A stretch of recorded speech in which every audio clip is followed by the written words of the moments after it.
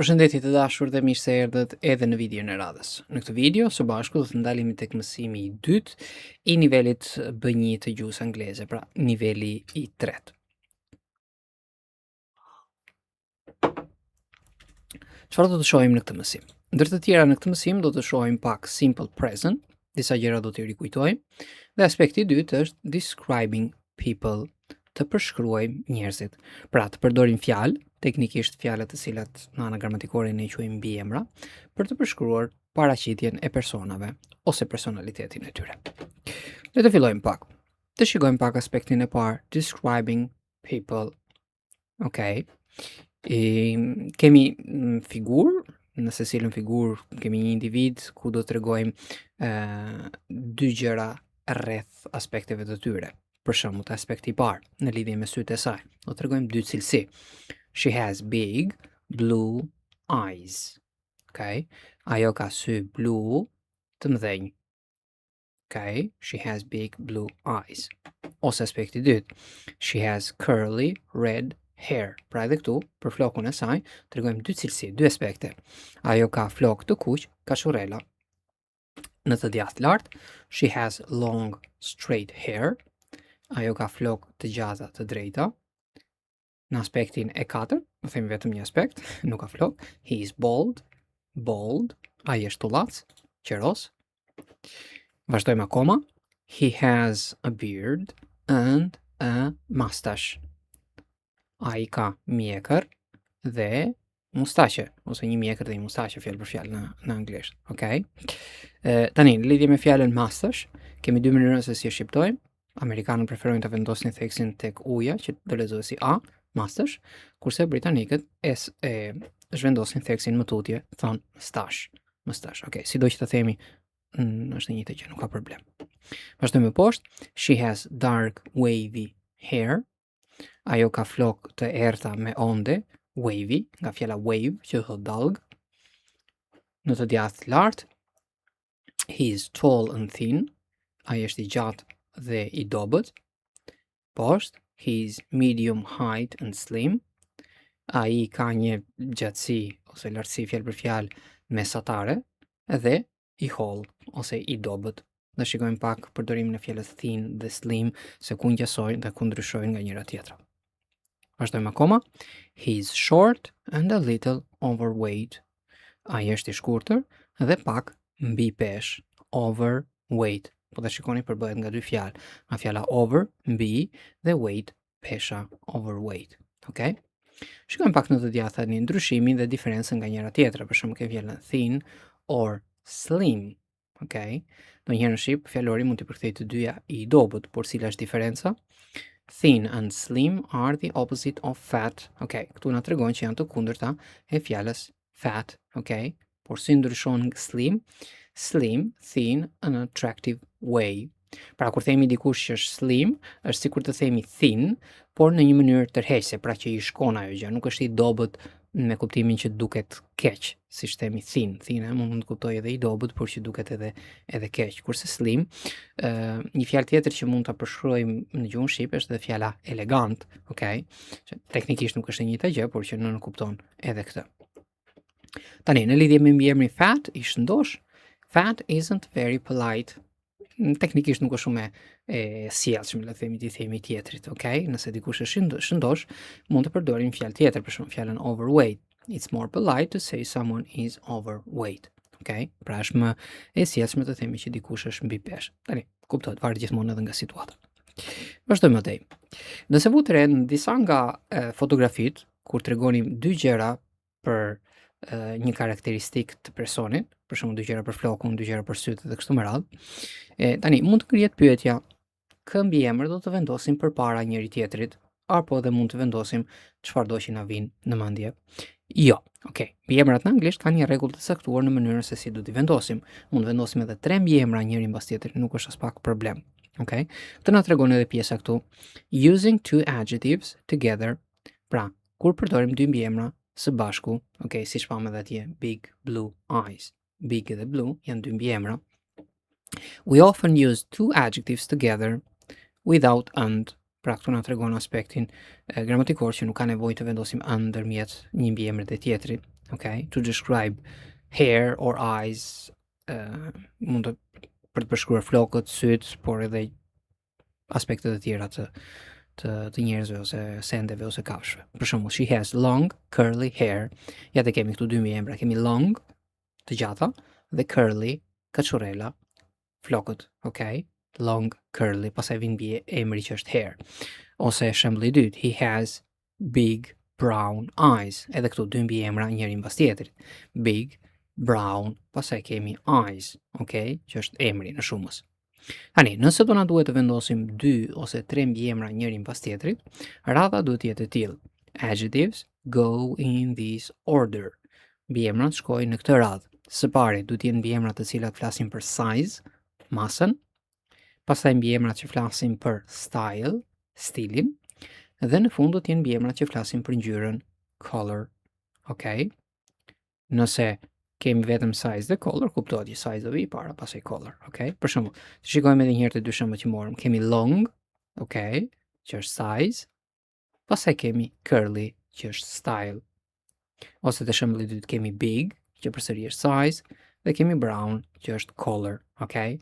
Pra nuk do të ishte gramatikisht korrekt nëse ne themi he has brown big eyes, okay? Tani, tjetri do të kuptojë se nuk është se po ndryshojmë shumë, por që radha e dur është kjo, pra size, style, pasaj color, pasaj do të vijë emri, noun. Okay?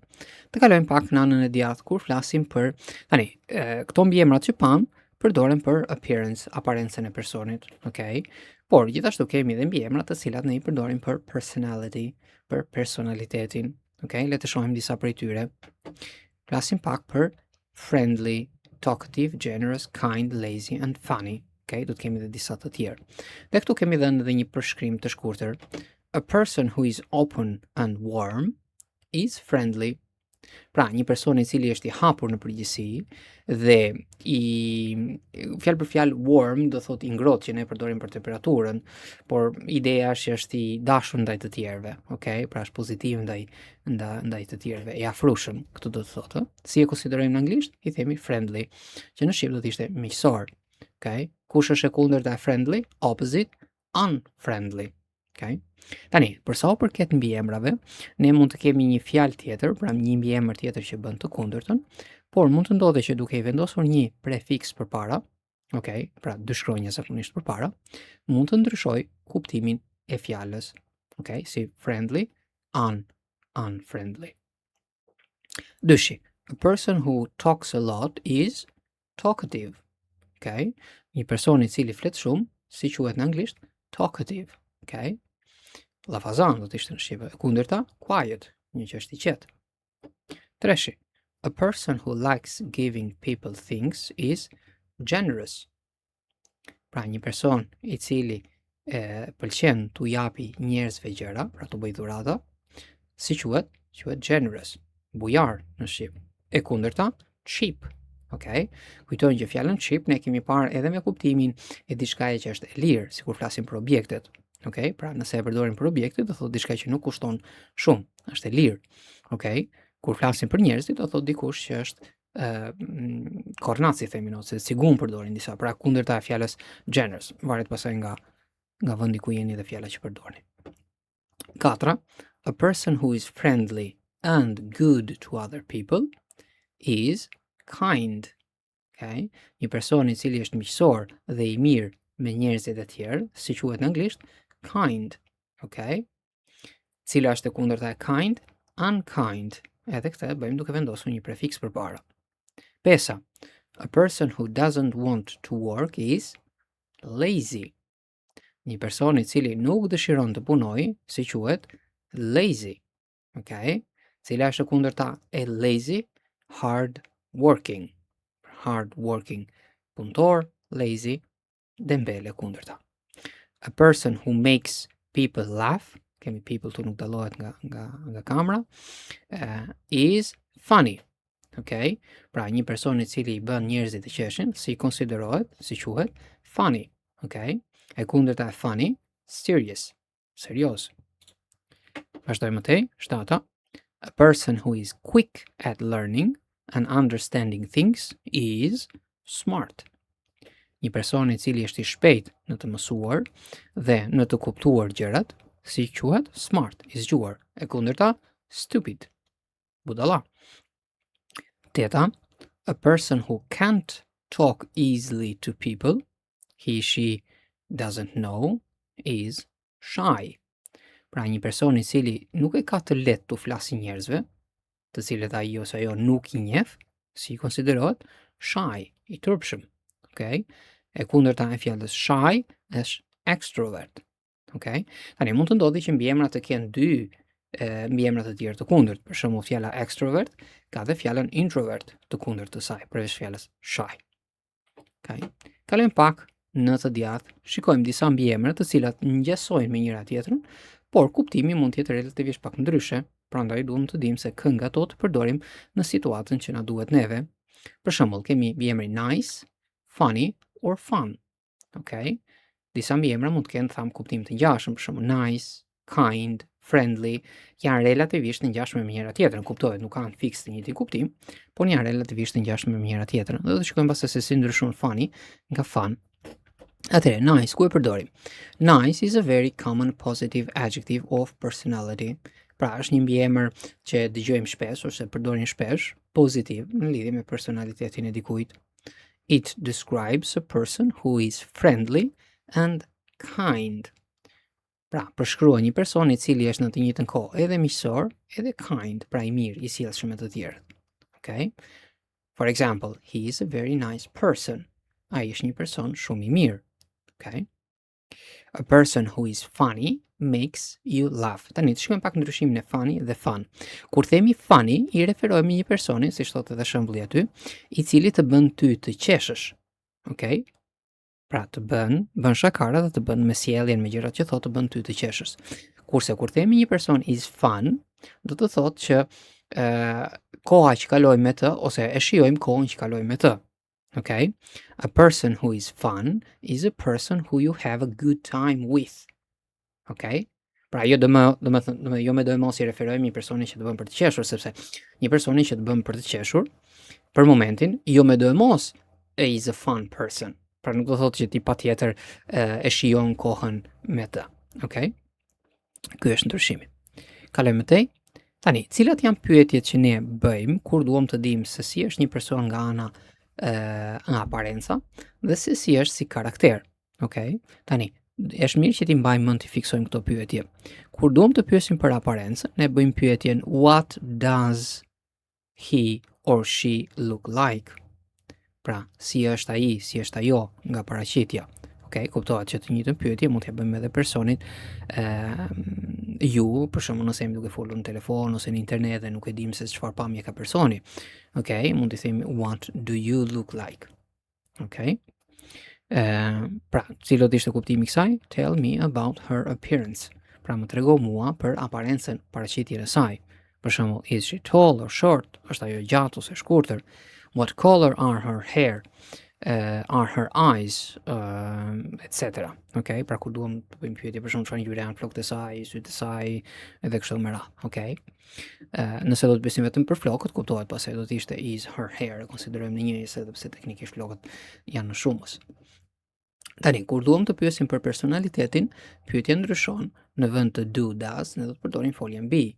What is she like? What is he like? Pra si është ajo, si është ai nga personaliteti. What are you like? Si je ti nga personaliteti, okay? Tell me what kind of person she is. Pra më trego çfarë lloj personi është ajo. Për shembull, is she friendly? Është ajo miqësore? Is she shy? Është ajo e turpshme? Dhe të tjera. Okay? Pra mbaj mend diferencën njërën nga tjetra.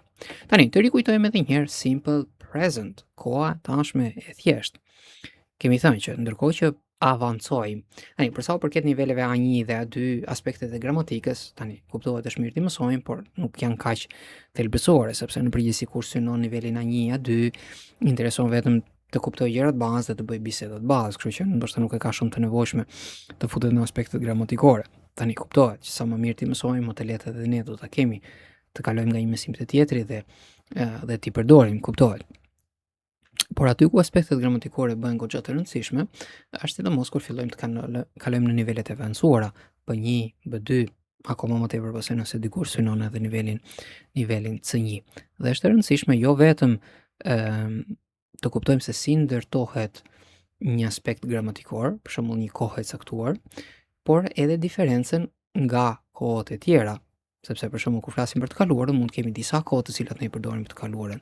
Si ndryshon njëra nga tjetra, ku përdor njërin dhe ku përdor tjetrën. Tani, simple present është një nga gjërat bazike që ne kemi marrë që në kohën që në mësimet e para të nivelit A1, okay? E përdorim kur kemi thënë kur flasim për gjërat të cilat janë zakon, për gjërat të cilat janë të vërteta, okay? Tani, si e ndërtojmë? Kur kemi foljet e tjera, hiq foljen B, pra hiq foljen jam, kemi thënë që kemi nevojë për auxiliary, për ndihmësen, që është folja do në pyetje dhe në negative. Okay. Në formën pozitive, do të kemi subjektin foljen I work at home, unë punoj në shtëpi. Në negative, do kemi do not për I, you, we dhe they. They don't, do not do shkurtohet në don't, they don't live near here. Ata nuk jetojnë këtu. Dhe në pyetje thamë që do ta lëm fjalin siç është në formën pozitive, pra nuk do të ndryshojmë vendet ose diçka, vetëm se në fillim do të vendosim auxiliary, pra ndihmësen do. Do you speak Italian? Okay, këtu mungon një në, do të jetë Italian. Do you speak Italian? Pra flet italisht. Okay, yes I do, no I don't. Edhe një herë kujtojmë që në anglisht, fjalat të cilat ne e përdorim për të ndërtuar pyetjen, ajo do të përdoret edhe në përgjigjen e shkurtër, qoftë pozitive, qoftë negative. Do you? Yes I do, no I don't. Okay. Edhe një herë për kufizimi ku e përdorim në anglisht. Tani, pra sa e kuptojmë në shqip, mjafton. Për ata pasaj që duhet t'japi një provim, është mirë që të fiksojnë edhe për kufizimet në gjuhën angleze, sepse në kërkesat e ushtrimeve mund të ketë, pra kërkesa mund të njësoj ose mund të kërkohet diçka që tregon diferencën se ku e përdorim një aspekt kohor dhe ku përdorim një tjetër. Tani, ku e përdorim simple present? We use the simple present for things that you do every day, week, month. Pra gjërat që ne i bëjmë çdo ditë, çdo muaj, çdo vepër, pra gjërat që janë zakon. Okay, or things that are generally true or always happen. Ose gjërat që në përgjithësi janë të vërteta ose që ndodhin gjithmonë. Për shembull, I work at home është një e vërtetë që mund të tregojmë, punoj nga shtëpia. Tani, kujtojmë edhe një herë që në he, she, it thamë që do të kemi disa ndryshime, pra në vetën e tretë njëjës. Themi he, she, it për ta bërë pak më të thjeshtë, por teknikisht kemi vetën e tretë njëjës. Okay?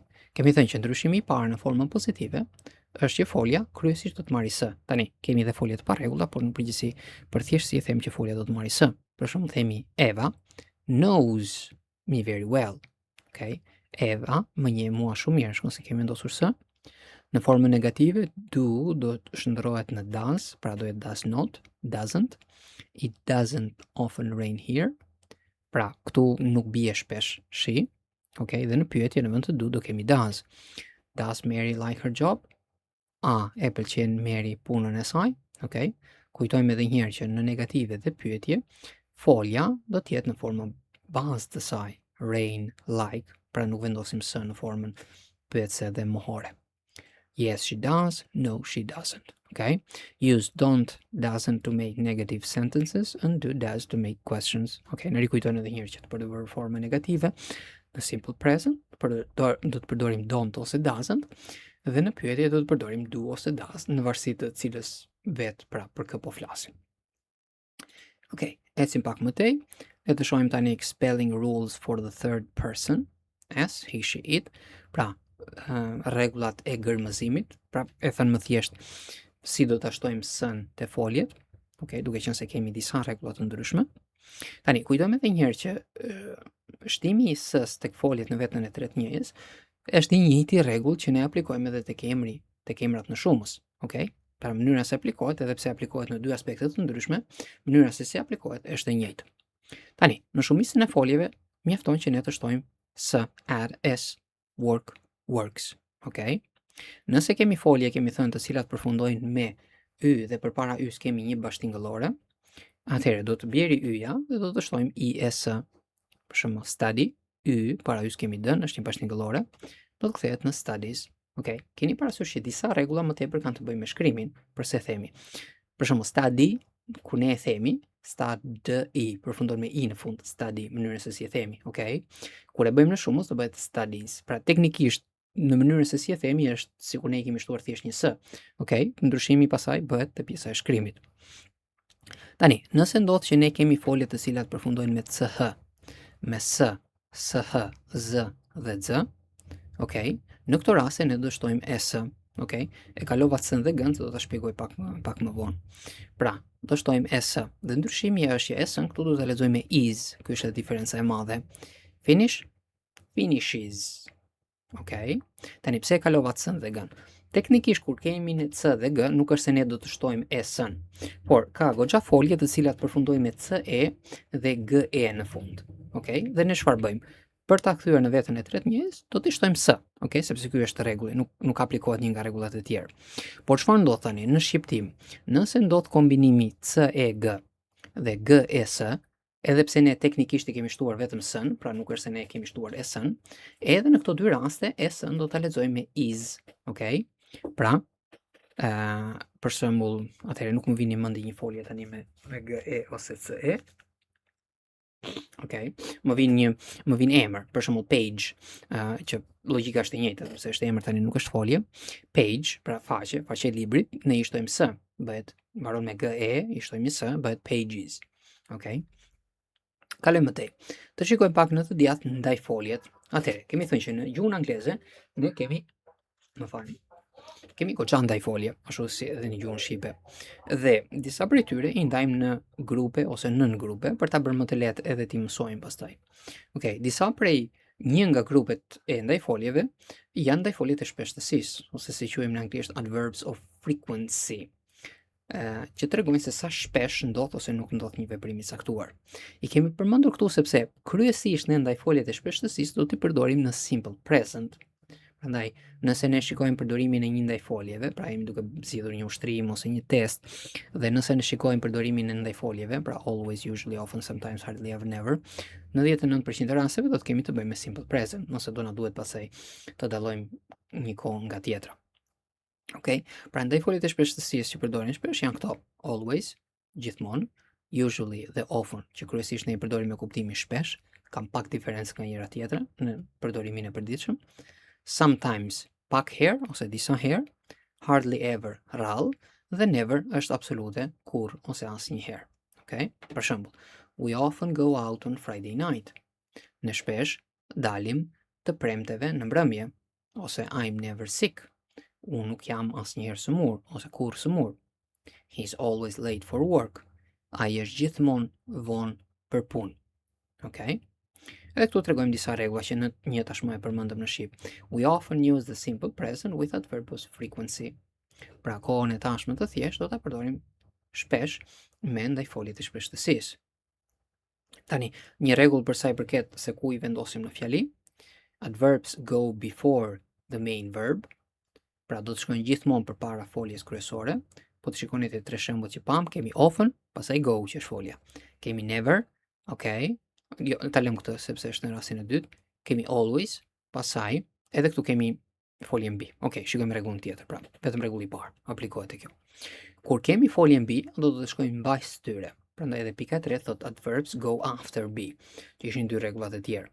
Kemi am, pastaj never. Kemi is, pastaj kemi always. Pra përpara foljeve të tjera, mbas foljes B. Okay? Dhe për sa i përket never, të bëjmë kujdes. Okay? Në gjuhën angleze, në përgjithësi nuk mund të kemi dy negative njëra mbas tjetrës, sepse edhe nëse ndodh që kemi dy negative njëra mbas tjetrës, i bie që të kthehet në fjali apo se të kthehet në kuptimin pozitiv. Okay? Dhe në përgjithësi kur kemi një fjalë e cila ka tashmë kuptimin negativ në vetvete, nuk ka nevojë që ne t'i shtojmë një formë negative, pra not apo don't apo doesn't. Të tregon edhe për folje never. Use a positive verb with never, okay? Ne nuk themi I'm not never sick. Mjafton të themi I'm never sick. Okay? Le të vazhdojmë mëtej, te aspekti i fundit, expressions of frequency. Tani, ashtu si përdorim ndajfoljet e shpeshtësisë për të treguar se sa shpesh ndodh një veprim, mund të përdorim edhe shprehje të shpeshtësisë, okay? Që mund të jenë të tilla si për shembull every day, çdo ditë, once a day, once a week, një herë në ditë, një herë në javë, twice a month, dy herë në muaj, 3 times a year, 3 herë në vit, etc.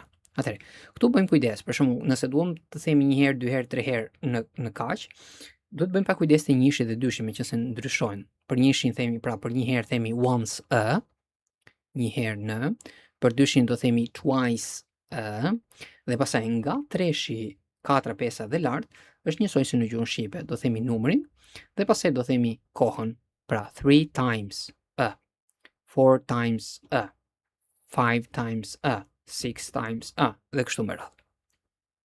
Dhe këtu kemi dy shembuj, she gets up early every day, ajo çohet herët ose ngrihet herët çdo ditë. We have English classes twice a week. Ne kemi orë anglishte, pra mësim anglishte, 2 herë në javë.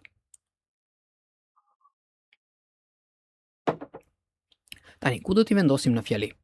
Ndryshe nga ndaj foljet e shpresësisë që tham do të shkojmë përpara foljeve të tjera dhe mbas foljes B, expression of frequency usually go at the end of a sentence.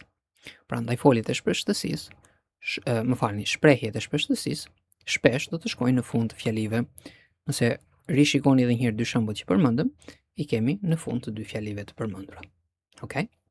Tani, kalojmë te aspekti i fundit për këtë mësim, pronunciation, edhe kjo është një rikujtues, le të themi, që e kemi parë edhe më përpara. Mënyrën se si ne do e lexojmë s-n dhe s-n në fund të foljeve në veten e tretë njëjës. Okej?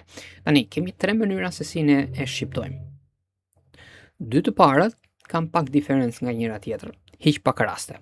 Pra, tani, s-n do ta lexojmë s kur folja do të përfundojë me këto tinguj S like snake after unvoiced consonant sounds. Pra, nëse fjala përfundon me këto tinguj, që në anglisht ne i konsiderojmë si unvoiced sounds, okay, të cilat mund të jenë k, p, f, n, t, okay? Përse themi tinguj? Sepse mund të ndodhi në disa raste që të kemi shkronja ndryshe dhe të japin tinguj ndryshe. Për shembull, marrim rastin e shkronjës f. Në anglisht f-ja mund të formulohet nga f-ja, shkronja f, por gjithashtu mund të formulohet edhe nga kombinimi p dhe h, sidomos kur kemi të bëjmë me fjalë të cilat kanë preardhje nga gjuha greke, të cilat mund të lexohen f, okay? Pra edhe nëse ndodh që kemi ph, por si tingull kemi f-n. Atëherë në këto raste, nëse shkronja s do të vijë mbas këtyre tingujve, do të lexohet s si normale. Për shembull, likes cats. Okay. Nëse ndodh që kemi një tingull tjetër, përveç edhe atyre që do të përmendim në fund fare, atëherë s-ja, edhe pse teknikisht rregulli thotë që do të lexohet si z, si zebra, jo gjithmonë do të jetë z e plot. Në disa raste do të jetë edhe diçka ndërmjet s-s dhe z-s. Prandaj themi që diferenca nuk është shumë e madhe. Duhet bëjmë kujdes tek ato fjalë ku s-ja do të lexohet si z e plot, për shembull në rastin e çelësave ose syve, keys, eyes, okay? Këtu është goxha e rëndë. Pra, z like zebra after voiced sounds like has and eyes. Okay? Aty ku duhet më shumë kujdes është kur ne shtojmë s-n, ju kujtohet e pak më përpara, nëse folja përfundonte me ch, sh, s ose z, ne do shtonim s. Okay? Edhe kur ndodhte kombinimi c, s ose g, s. Këtu duhet kujdes përse, sepse s-ja do lezohet is dhe diferenca është goxha e madhe. Okay? Is when you have es after these letters, pra ku kemi mbas këtyre shkronjave. Për shembull, glasses and boxes. Okay? Nëse ne themi padashje glasses, glass, është goxha diferencë nga glasses dhe boxes. Okay. Atëre, bukur. Kaq kishim edhe për këtë video. Kuptohet videot, edhe një herë përmendim që videot e B1-shit, B2-shit do të jenë relativisht pak më të gjata se niveli A1, A2, edhe pse jam munduar t'i ndaj në pjesë më të shkurtra. Kuptohet do të ketë më shumë video si numër, por do mundohem t'i bëj pak më të shkurta, po jo gjithmonë është e mundur. Okay? Gjithsesi, nëse keni pyetje, sugjerime, mund t'i lini në komentet tuaja. Falenderoj edhe një herë për vëmendjen dhe dëgjohemi në videon e radhës.